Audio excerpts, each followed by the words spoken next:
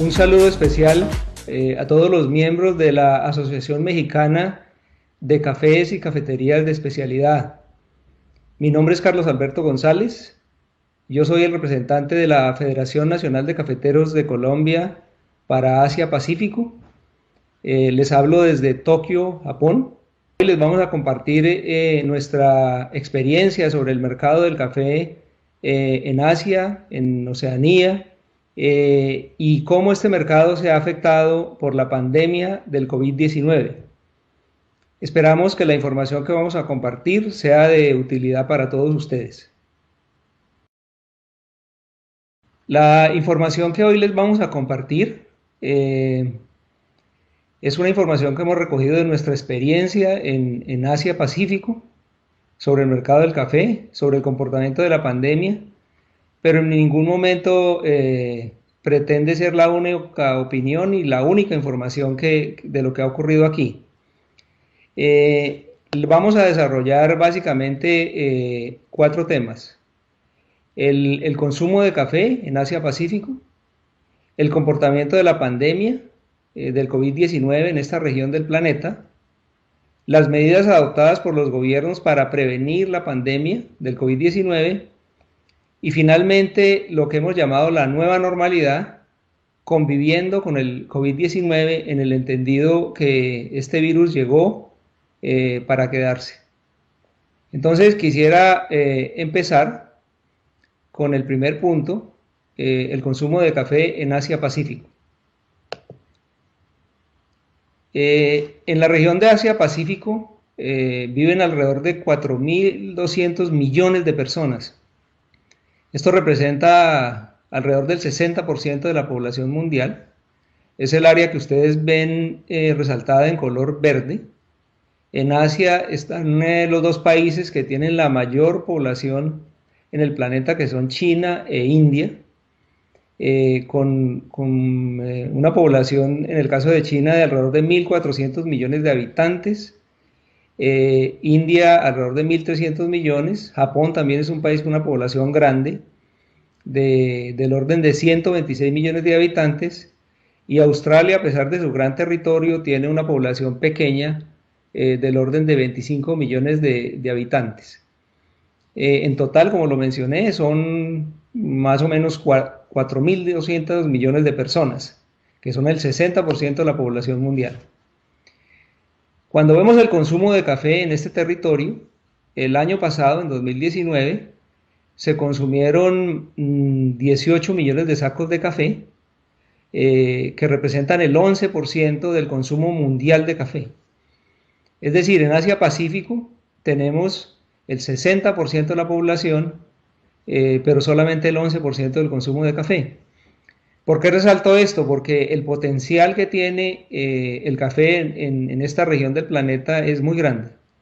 Habitualmente los países asiáticos han consumido té, esa es su cultura, pero poco a poco han ido empezando a consumir café y han aprendido a tomar café, a degustarlo en diferentes formas de preparación.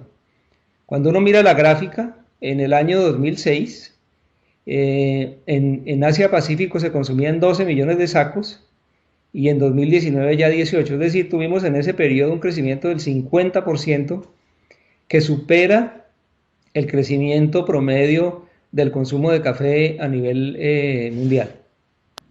Del volumen total de café que se consume en Asia-Pacífico, Japón es el país que más consume, alrededor de 8 millones de sacos de café al año. China, alrededor de 2.600.000 sacos.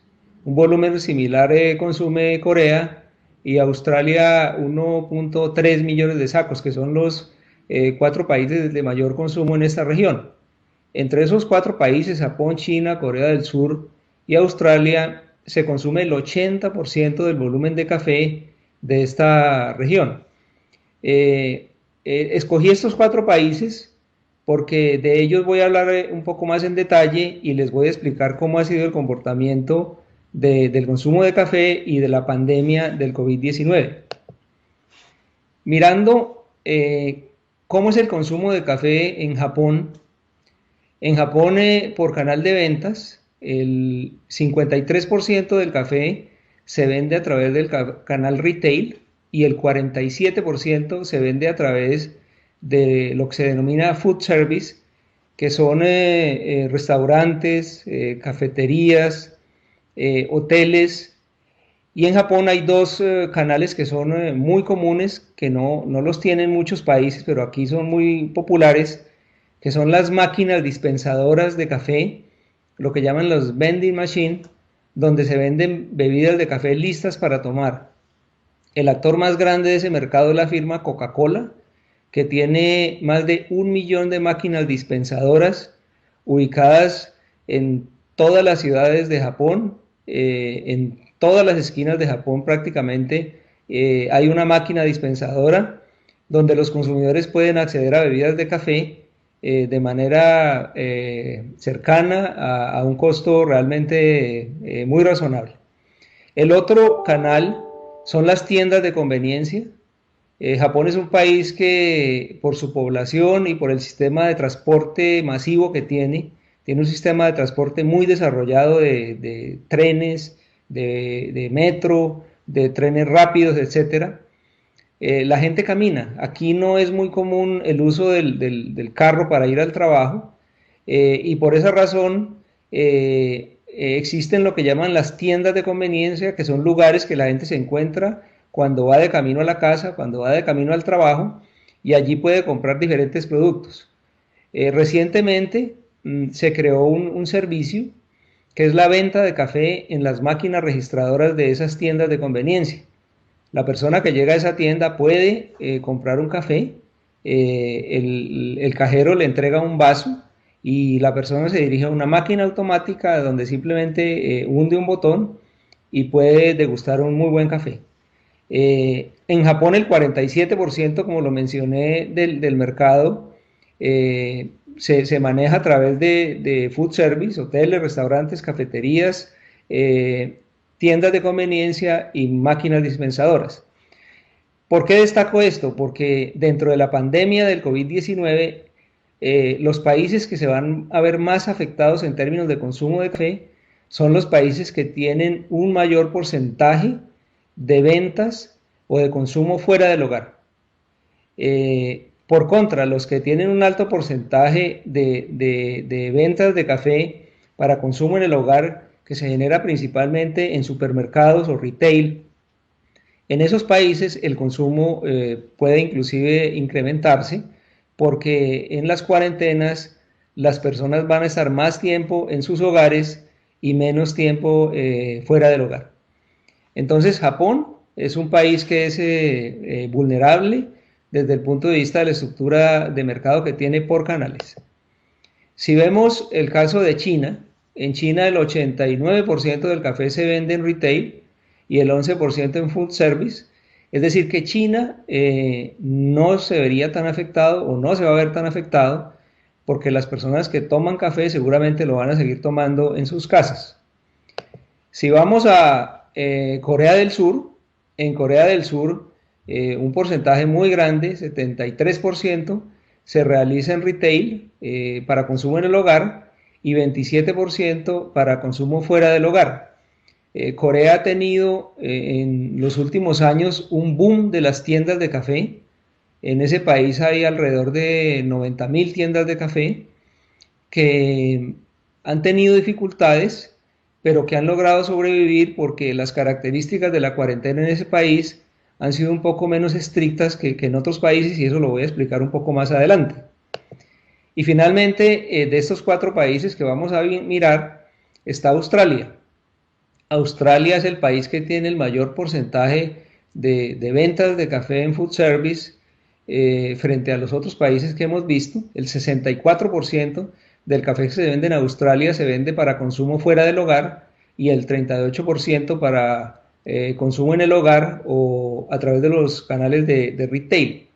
Es decir, Australia es uno de los países más afectados y eso lo hemos visto en los embarques de café nuestro a ese país, en donde algunos clientes inclusive nos han pedido aplazar los embarques o inclusive cancelar contratos.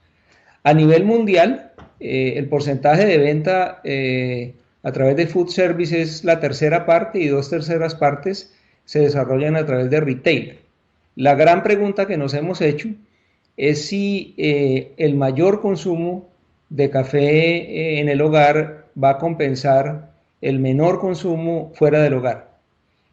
Todo parece indicar que en 2020 en el mundo se va a tomar un poco menos de café, porque el peso que tiene el canal de food service o fuera del hogar es muy grande por el cierre de las tiendas de café, por la disminución dramática del turismo en muchos lugares del mundo, y por el hecho de que la gente no se está moviendo en las calles.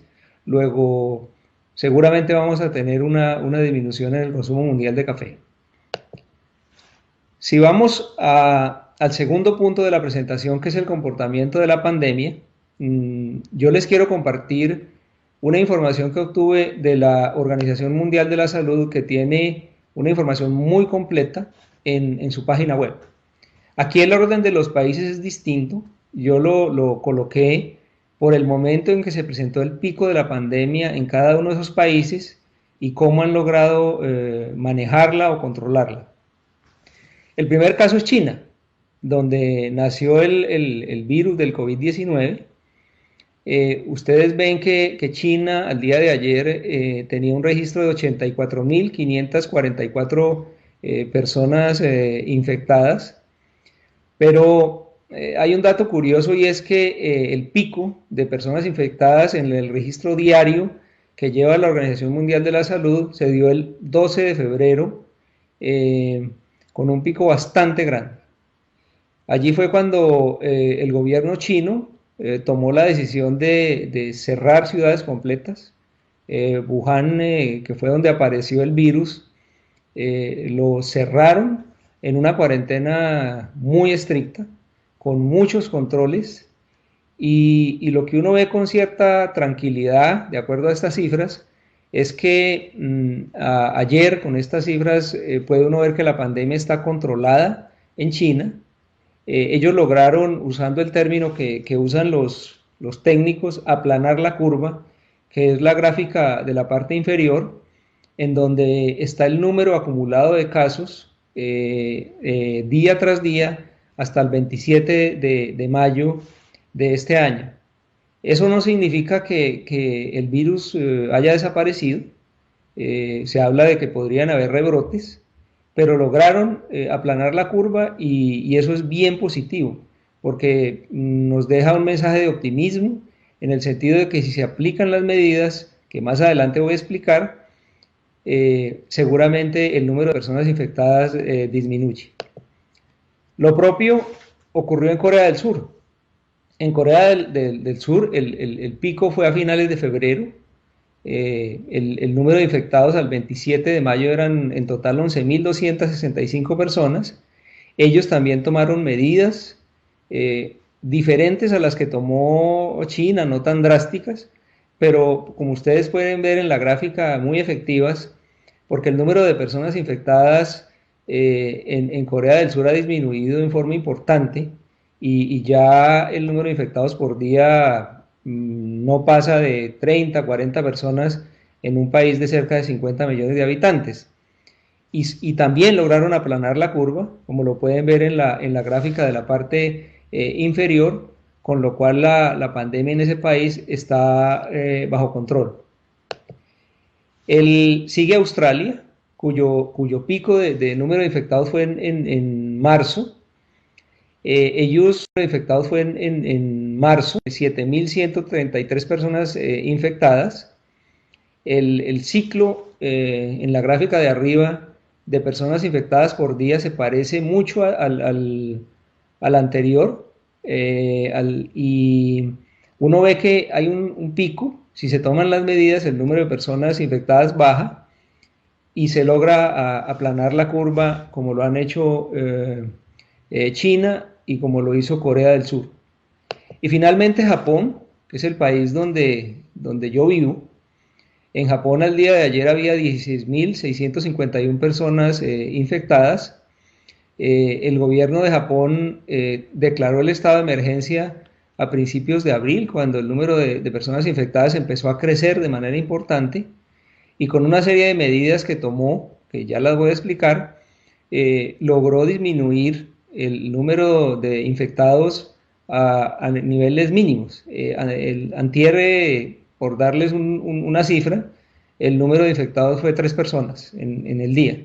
En la ciudad de Tokio, que es una ciudad donde vivimos 35 millones de personas, y si ustedes ven la curva de abajo, también está plana.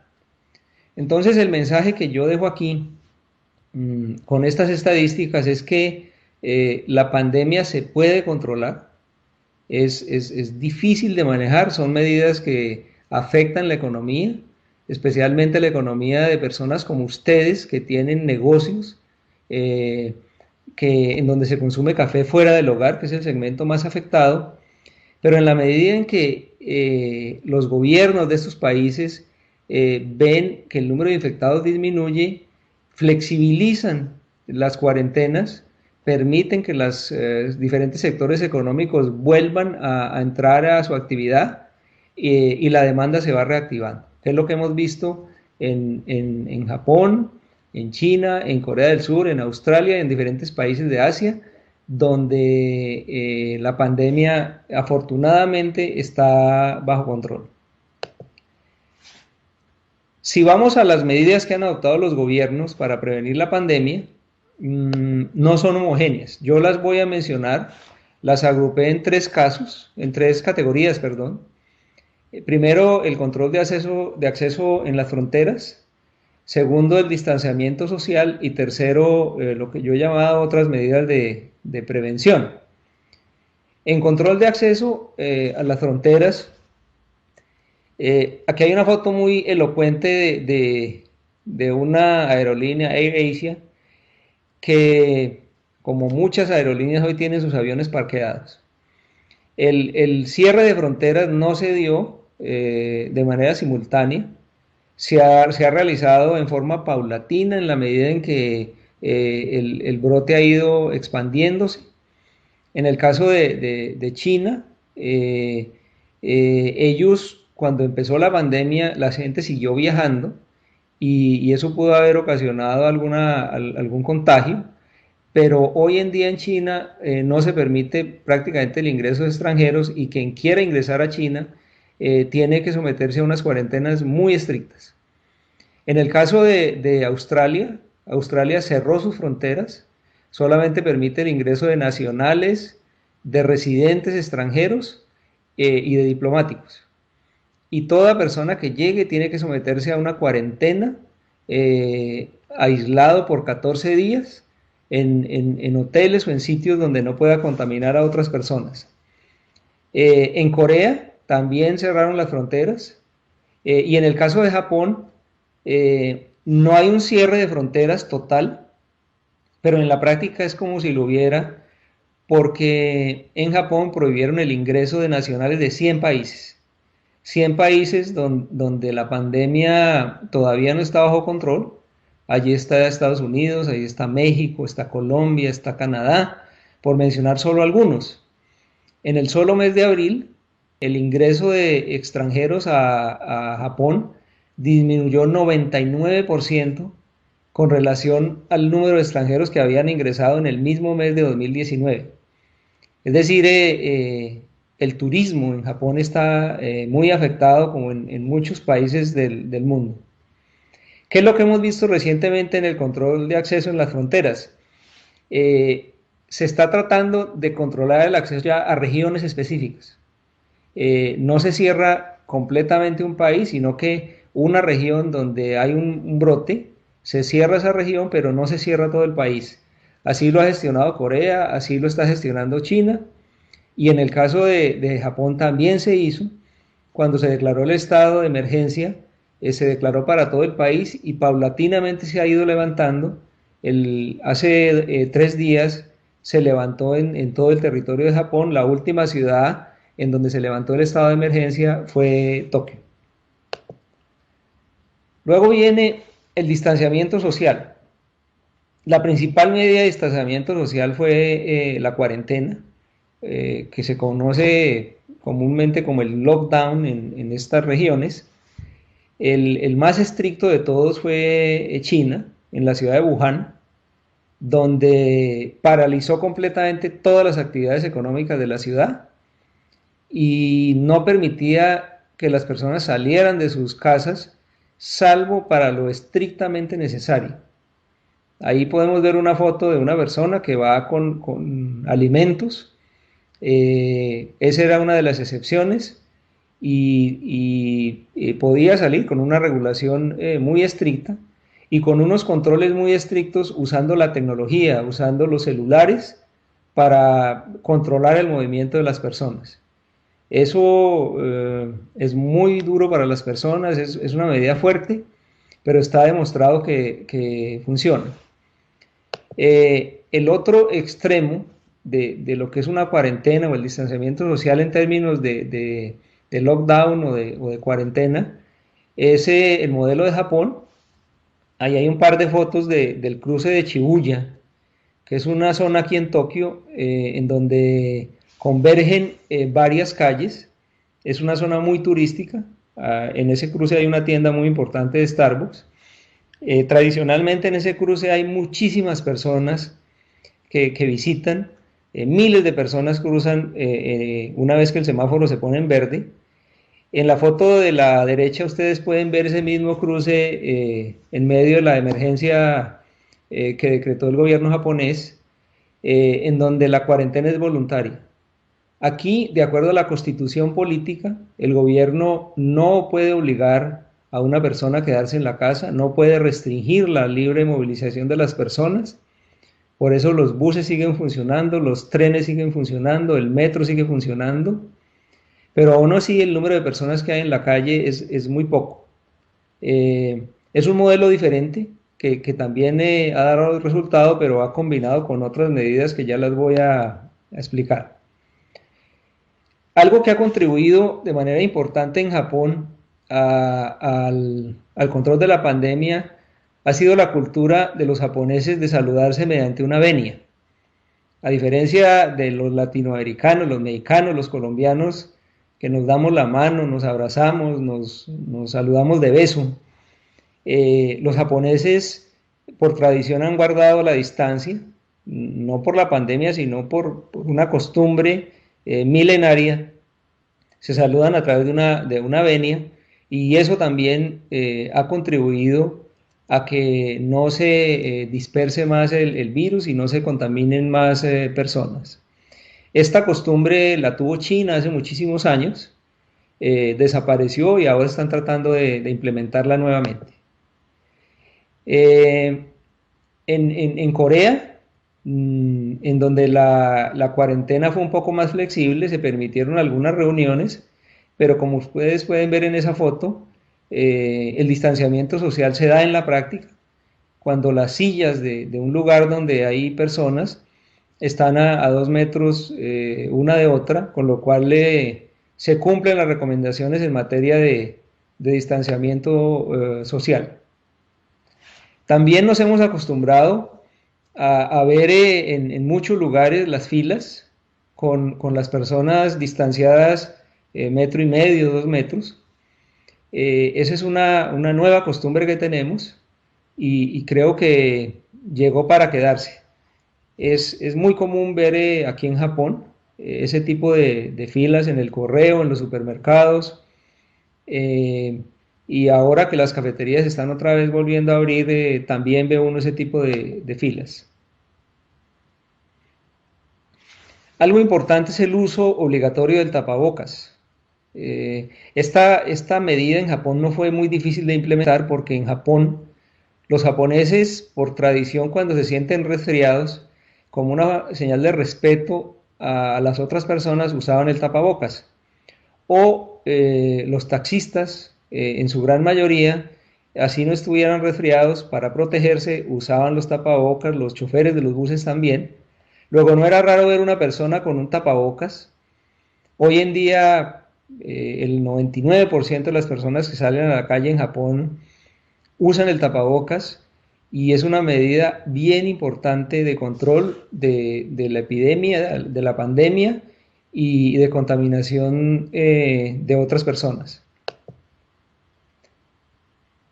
El lavado de manos, es que nos lo han recomendado en todos los países, aquí también se aplica, pero algo muy importante es que en Japón se colocaron dispensadores de gel antibacterial en muchos lugares públicos y las personas los pueden usar sin ninguna restricción. Eso ha ayudado a mantener la higiene de las manos, que es por donde se logra la mayor contaminación de acuerdo a las recomendaciones de los médicos. Aquí hay un dispositivo de gel antibacterial en China. En muchos lugares de China hay dispensadores automáticos donde simplemente con arrimar las manos se dispone una cantidad suficiente de gel antibacterial para poder ingresar a establecimientos de comercio o establecimientos públicos.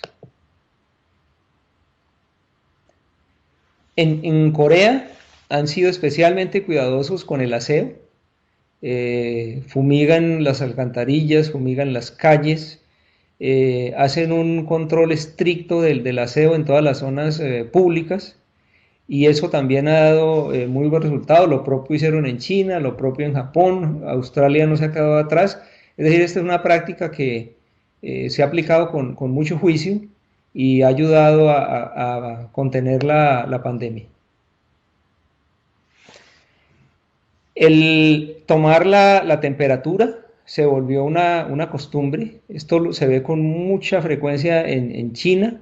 Aquí en Japón no tanto, pero en China prácticamente en cualquier lugar donde uno vaya a acceder, a entrar, tiene que someterse a un control de temperatura y si la temperatura marca un nivel preocupante, la persona no puede ingresar al establecimiento.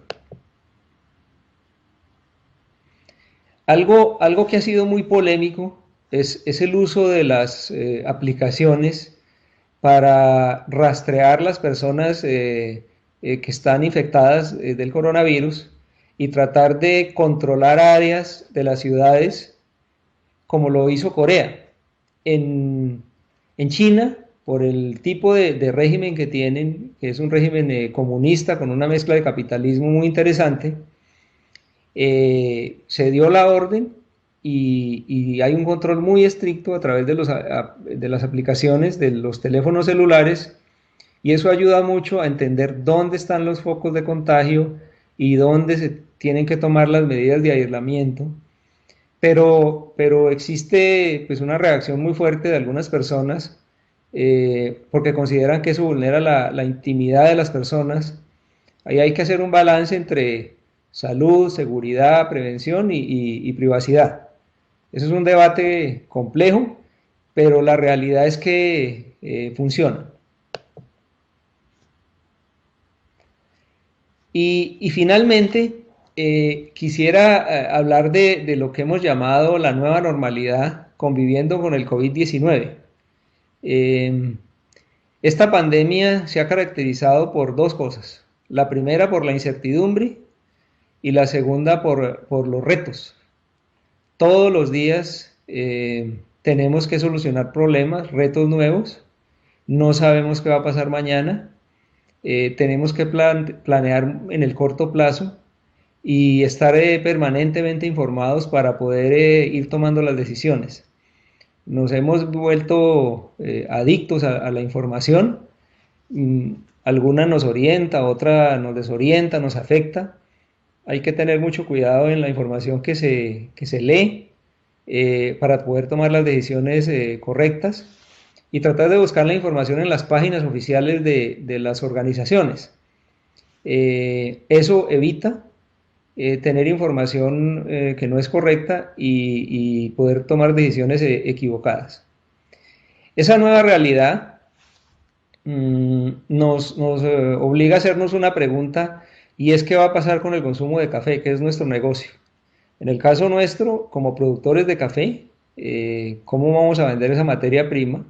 Y en el caso de ustedes como distribuidores de café preparado a consumidores, ¿qué va a pasar en términos de consumo y de los negocios que ustedes tienen. La firma Euromonitor hizo una evaluación de lo que llaman ellos los direccionadores del consumo de café a nivel mundial y en ese mapa dibujó los direccionadores en 4 colores. El azul son los países que por su riqueza, por su alto ingreso, porque sus economías son cada vez más fuertes, pues seguramente van a demandar más café, porque las personas, a pesar de que consumían té, consideran que el café es una bebida nueva y hay una cultura que se denomina aspiracional, en donde se prueban cosas nuevas. Es el caso de China, por ejemplo, donde el consumo viene creciendo de manera importante y creemos que va a ser el futuro del consumo de café aquí en Asia. Japón, a principios de la década del 50, después de la Segunda Guerra Mundial, prácticamente no consumía café y hoy, como lo vimos anteriormente, consume cerca de 8 millones de sacos y el café está en la vida y en la dieta de las personas aquí en Japón. Esos son países donde el direccionador es la economía. ¿Por qué es importante considerar la economía? Porque la pandemia ha destruido mucho empleo, ha puesto en dificultades a muchas empresas y la pregunta que nos tenemos que hacer es si ese menor ingreso que tienen esas personas y esos problemas que están enfrentando las empresas no se va a traducir en una menor capacidad adquisitiva que pueda afectar el consumo de café. El segundo grupo son lo que llamamos los productos premium, que han crecido de manera muy importante en algunos países. Los consumidores están dispuestos a pagar más por un café fino, por un café de calidad, pero con esta crisis el cuestionamiento, la pregunta que nos hacemos es si van a seguir teniendo esa disponibilidad. Nosotros creemos que el café es un producto resiliente. Si un consumidor se acostumbró a tomar café fino, que seguramente es el que ustedes ofrecen en sus tiendas, muy seguramente va a seguir yendo a las tiendas a pedir ese mismo tipo de café y así le ofrezcan productos más baratos pero de menor calidad, no se va a cambiar. Eso es lo que consideramos que va a pasar. He tratado de explicar esa nueva normalidad aplicando una analogía con un semáforo en rojo, amarillo o verde, indicando que rojo es lo que ocurre cuando la pandemia se sale de control y nos obliga a medidas supremamente fuertes. Cuando la pandemia está fuera de control, las cuarentenas se vuelven obligatorias, que es lo que está pasando hoy en Colombia. No sé qué está pasando en México, pero aquí en Asia hubo cuarentenas muy fuertes, como ya lo expliqué, en China, un poco menos fuertes en Japón, un poco menos fuertes en Corea y muy fuertes en Australia. En estos casos las tiendas se cierran y no hay alternativa distinta que esperar a que el número de infectados disminuya para que el gobierno flexibilice esas medidas. Eso es lo que yo llamo una nueva normalidad en rojo, que ojalá dure poco para que nos afecte menos. Sigue, ahí está una foto de una tienda aquí en Japón, de Starbucks, cerrada. Cuando estuvimos en estado de emergencia, Starbucks cerró más de 850 tiendas en las zonas más afectadas y la firma Doctor Coffee, que es la segunda cadena de tiendas, que tiene 1.200 tiendas, la gran mayoría estaban cerradas. Amarillo.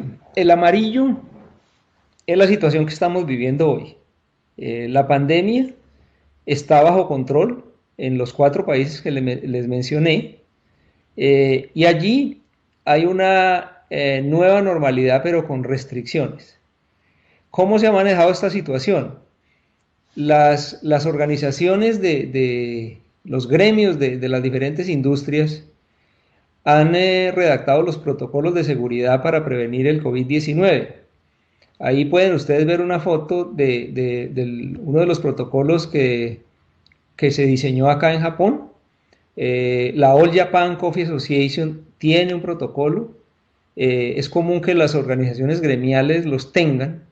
Nosotros, por ejemplo, en Colombia tenemos un protocolo para proteger los productores y los recolectores de café del virus, del virus, pero es deseable que el gremio que ustedes tienen tenga un protocolo. Seguramente ya lo tienen.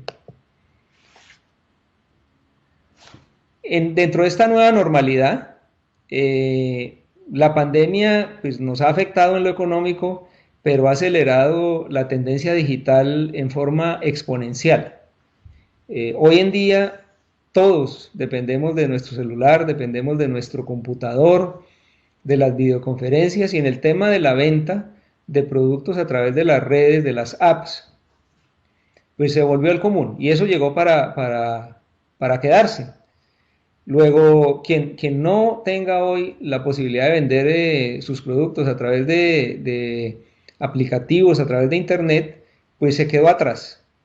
Ese es un tema que seguramente los cafés y las cafeterías de especialidad en México ya lo tienen y si algunos aún no lo han adoptado, pues eh, es el momento de buscar apoyo y empezar a vender a través de esos aplicativos.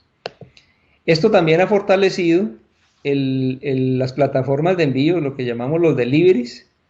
Aquí en Japón es muy común ver los mensajeros de la firma Uber Eats. En China también hay diferentes firmas, en Australia, en Corea. Es decir, este es un esquema de venta que hay que aplicar, que con la pandemia nos acostumbramos a usar y seguramente lo vamos a seguir usando. Muy seguramente nos va a gustar mucho volver a la cafetería, sentarnos a departir, pero si ya pedimos productos de las cafeterías y llegaron en buenas condiciones de calidad, de temperatura, de sabor, con seguridad lo seguiremos haciendo como consumidores. Y ahí tienen ustedes una oportunidad de venta importante. Lo que llamamos el to go, que es la expresión de los norteamericanos, el take away, que se usa aquí en Japón, el take out en otras partes, o el para llevar en español, también se ha puesto de moda. Es un sistema de venta práctico que requiere de pronto una logística diferente, pero las tiendas que se han abierto una vez que se levantó la emergencia en Japón, la mayoría están trabajando con ese sistema con muy buenos resultados. No se compensa completamente la venta, pero sí es una muy buena posibilidad para recuperar el nivel de ventas. Dentro de la nueva normalidad, en China se está controlando la temperatura para el acceso a cafeterías, a restaurantes, a centros comerciales y se utilizan dos métodos. Uno, de manera manual con termómetros muy sencillos, como el que ven en la foto de la izquierda, pero ya también hay termómetros digitales donde la persona simplemente se arrima y la cámara le toma una foto y allí le da los datos de la temperatura. Son herramientas, instrumentos que se pueden usar para prevenir el acceso de personas que estén infectadas y con síntomas de fiebre. Algo que vimos en China, esta foto se tomó en la ciudad china de Shenzhen, al sur, es el registro de ingreso a una cafetería y la reserva previa. Sobre todo en restaurantes se está exigiendo reserva previa para que la persona quede registrada y poder hacer toda la trazabilidad en caso de llegar a existir alguna contaminación o detectar una persona infectada, saber con quiénes estuvo y en qué momento en ese restaurante. Y en el registro de ingreso, cuando no hay reserva previa, que se usa en muchas cafeterías, se usa exactamente para el mismo propósito. Es un poco molesto tenerse que registrar para entrar a una cafetería, pero es una forma también de cuidarse porque de esa manera uno va a saber o le pueden avisar si en esa cafetería en donde uno estuvo había personas infectadas.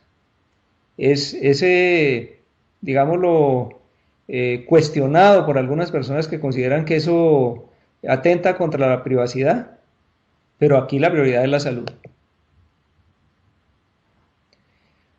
Los dispensadores de gel antibacterial son obligatorios en los accesos a las tiendas. Todas las tiendas los tienen en una mesa donde toda persona que llegue tiene que usarlo antes de ingresar. Está toda la señalización para mantener el distanciamiento social en las cajas registradoras. Hay diferentes formas de hacerlo. Aquí hay una foto también tomada en una tienda en China, que es muy común hoy en todo tipo de negocios, supermercados, etc. Algo que vimos este fin de semana que salimos con mi esposa a dar una vuelta aquí en Tokio, es que en las tiendas que se han abierto, están usando pantallas para la protección de los empleados, de los cajeros, de los baristas. Algunas usan plásticos, otras usan acrílico, pero el empleado de la tienda no está en contacto directo con el cliente, se protege a través de esas pantallas. En la foto anterior no se veía muy bien, aquí de pronto se ve un poco mejor en esta foto, en donde está la pantalla que separa al consumidor que está recibiendo su café del empleado de la tienda. Algo que también se ha recomendado es el distanciamiento social para quien quiere tomarse el café dentro de la tienda, eh, limitando la capacidad de personas que pueden acceder. Esta es una medida muy dura para las finanzas de una tienda de café, porque el arrendamiento es el mismo y la ocupación es la mitad.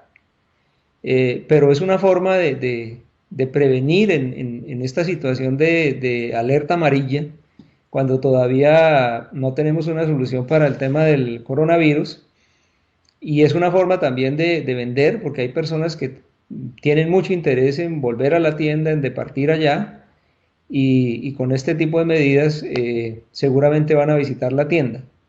Aquí tenemos otra foto de distanciamiento social, un poco más estricta, donde se marcan las sillas que se pueden ocupar y, y se dejan libres sin cintas, las sillas que el consumidor puede ocupar.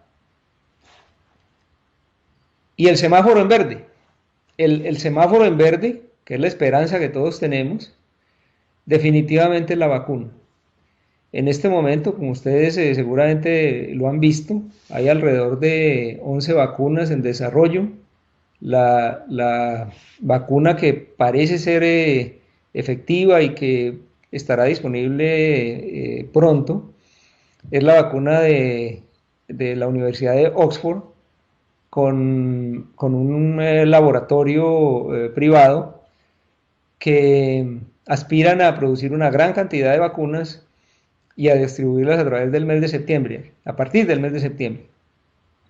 Yo creo que lo único que soluciona la situación es tener una vacuna donde se logre que una gran cantidad de personas queden protegidas frente a este virus y podamos volver a salir a la calle con tranquilidad, aunque con toda seguridad nos va a seguir gustando usar un tapabocas cuando nos sentimos amenazados. Seguramente el lavado de manos va a quedar como una costumbre, va a haber muchas cosas que van a permanecer, pero la vacuna definitivamente va a ser nuestro mejor momento, especialmente en el negocio de tiendas de café, porque van a poder volver a ocupar toda su capacidad y seguramente el negocio va a ser más próspero porque no solamente van a vender en el establecimiento, sino que van a estar muy preparados para vender a través de las plataformas digitales y a través de envíos a los consumidores en sus casas, en sus oficinas o en los lugares donde quieran tomar café. Yo quisiera terminar diciéndoles que siempre hay una oportunidad o siempre habrá oportunidades para un nuevo comienzo. La situación que todos estamos viviendo es una situación difícil que nos obliga a actuar con optimismo, eh, a pensar que siempre habrá una salida y que muy seguramente muy pronto vamos a poder volver a una nueva normalidad que no será exactamente igual a la que tuvimos antes, pero seguramente habrá cosas mejores y habrá oportunidades muy grandes para seguir vendiendo café a los consumidores mexicanos. Yo les agradezco mucho por esta atención y solo les pediría un último favor, y es que en las cartas de las cafeterías de ustedes no olviden incluir el café de Colombia. Muchas gracias.